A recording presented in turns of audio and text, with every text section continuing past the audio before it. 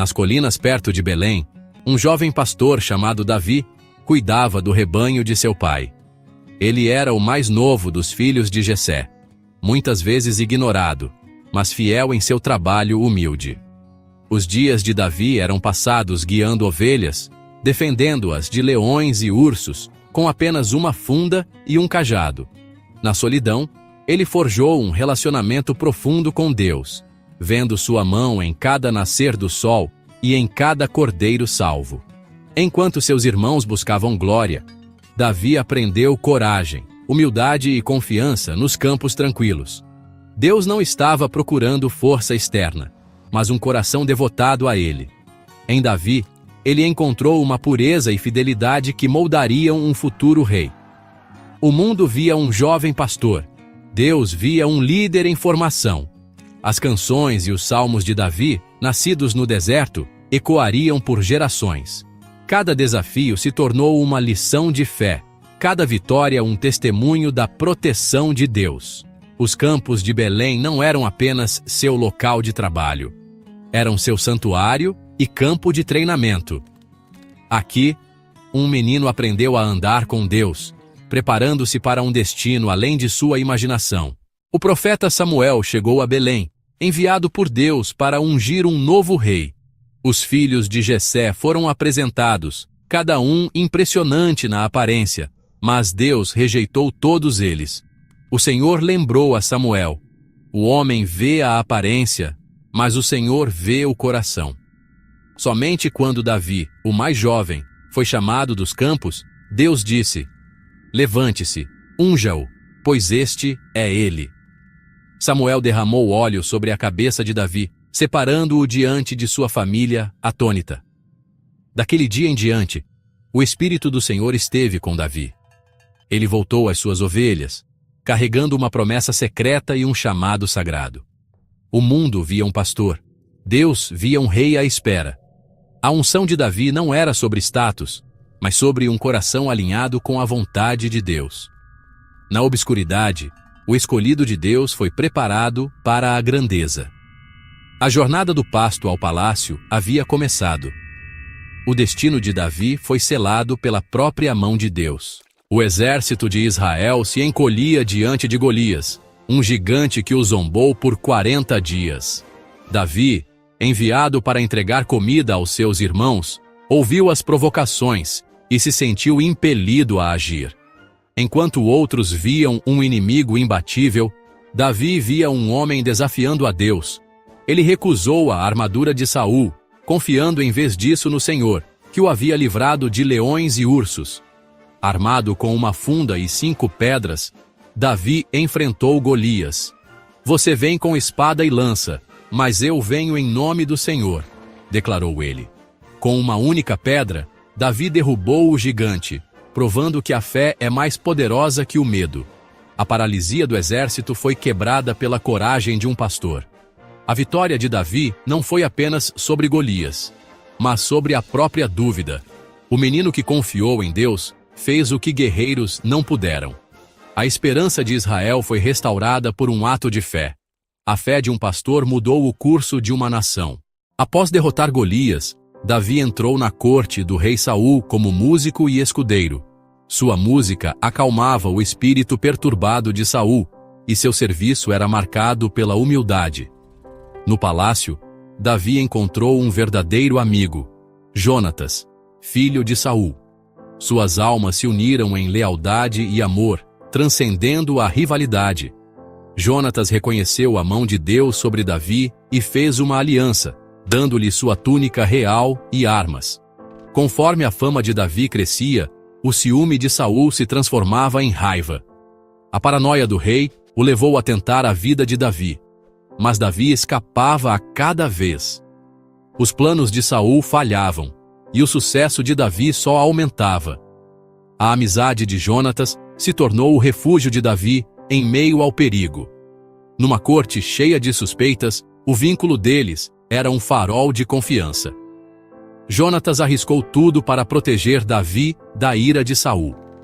A amizade deles permaneceu como um testemunho de lealdade diante da adversidade. Caçado por Saul, Davi se tornou um fugitivo, escondendo-se em cavernas e no deserto. Ele reuniu um grupo de desajustados, liderando-os com compaixão e fé. No exílio, a confiança de Davi em Deus se aprofundou. Seus salmos se tornaram orações de sobrevivência e esperança. 2 vezes, Davi poupou a vida de Saul, recusando-se a prejudicar o ungido do Senhor. Sua contenção revelou um coração moldado pela misericórdia, não pela vingança. A luta de Davi não era por poder, mas pela vontade e pelo tempo de Deus. O deserto o despojou da autoconfiança, ensinando total dependência de Deus. A dificuldade forjou paciência e humildade no futuro rei. A liderança de Davi foi refinada no sofrimento, não no conforto. O fugitivo aprendeu a esperar pela promessa de Deus, não a tomá-la à força. O deserto o quebrou, mas também o fez. Da dificuldade, um verdadeiro rei foi formado. As mortes de Saul e Jonatas puseram fim aos anos de exílio de Davi. Davi lamentou profundamente, honrando amigo e inimigo. Ungido rei em Hebrom, ele governou Judá enquanto a guerra civil dividia Israel. Com paciência e sabedoria, a casa de Davi cresceu mais forte. Após anos de conflito, todo Israel se uniu sob seu governo. Davi capturou Jerusalém, tornando-a a capital para todas as tribos. A cidade se tornou um símbolo de unidade e esperança. De Jerusalém, Davi consolidou seu poder e construiu uma nação. O jovem pastor era agora rei, cumprindo a promessa de Deus. Seu reinado começou com humildade, justiça e visão. A liderança de Davi uniu um povo fragmentado. O trono foi a culminação da fé, não da ambição. Com Jerusalém estabelecida, Davi ansiava por trazer a presença de Deus para o coração da nação. Ele organizou uma grande procissão para trazer a Arca da Aliança para a cidade. A primeira tentativa terminou em tragédia quando Uzá tocou a arca e morreu. Davi aprendeu que a presença de Deus exige reverência e obediência. Após 3 meses de reflexão, Davi tentou novamente, desta vez seguindo os mandamentos de Deus. Os levitas carregaram a arca, sacrifícios foram oferecidos, e o louvor encheu as ruas. Davi dançou diante do Senhor com abandono, deixando de lado a dignidade real para uma adoração alegre. Sua esposa Mical desprezou sua exibição, mas Davi declarou: "Celebrarei perante o Senhor." A chegada da arca marcou Jerusalém como o centro espiritual de Israel. A presença de Deus trouxe bênção e unidade à cidade. A alegria de Davi era irrestrita, sua adoração sincera. Jerusalém se tornou não apenas a cidade de Davi, mas a cidade de Deus. No auge de seu poder, Davi caiu em pecado com Batseba, esposa de Urias. Seu desejo levou ao adultério, engano e, finalmente, assassinato. Davi tentou encobrir seus rastros, mas Deus viu tudo. O profeta Natã confrontou Davi com uma parábola, expondo sua culpa. "Você é o homem", declarou Natã. E o coração de Davi se quebrou em arrependimento. Embora perdoado, Davi enfrentou consequências severas. Sua família sofreria, e o filho nascido de Batseba morreria. O pecado de Davi lançou uma sombra sobre seu reinado, mas sua confissão foi genuína. Ele escreveu: "Cria em mim um coração puro, ó Deus", buscando restauração. A misericórdia de Deus permaneceu, mas o custo do fracasso era real. A história de Davi se tornou um aviso e uma lição de humildade. Até um rei é responsável perante Deus. A quebrantamento levou Davi de volta ao coração de Deus. O arrependimento de Davi foi real, mas as consequências de seu pecado se espalharam por sua família. A tragédia atingiu quando seus filhos trouxeram violência e rebelião ao reino. A maior tristeza foi a revolta de Absalão, forçando Davi a fugir de Jerusalém. Apesar da traição, o amor de Davi por seu filho nunca vacilou. A morte de Absalão desolou o rei, revelando a dor de um pai acima do orgulho de um governante. Em seus últimos anos, Davi se preparou para o futuro, reunindo recursos para o templo que ele nunca construiria. Ele passou os planos e a coroa para Salomão, exortando-o a servir a Deus fielmente. A vida de Davi foi uma tapeçaria de fé, fracasso e perdão. Ele foi lembrado como um homem segundo o coração de Deus, não pela perfeição, mas por sempre retornar a Deus.